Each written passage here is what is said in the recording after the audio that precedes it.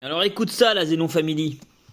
Dans ce film-là, qui a été filmé là, avec des GoPro, ils ont fabriqué un espèce de casque à l'imprimante 3D. J'ai reçu des millions de messages sur Instagram. Monsieur Farine de Blé, je suis l'expert mondial de l'imprimante 3D. Tout ce que tu me demandes, je te le fais. Le lendemain, c'est chez toi. J'ai lâché l'affaire. Personne n'a jamais voulu me le faire.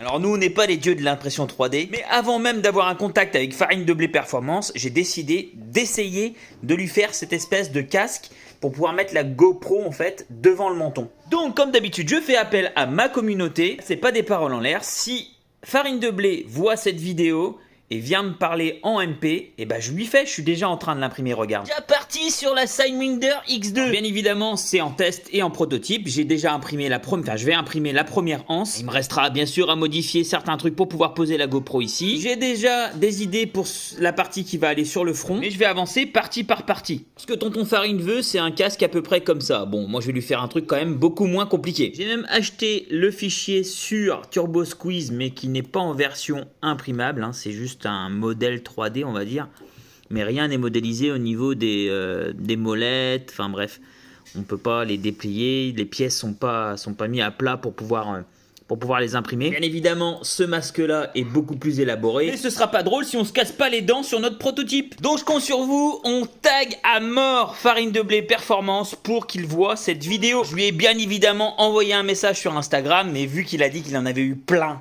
de printers différents, je doute qu'il voit mon message.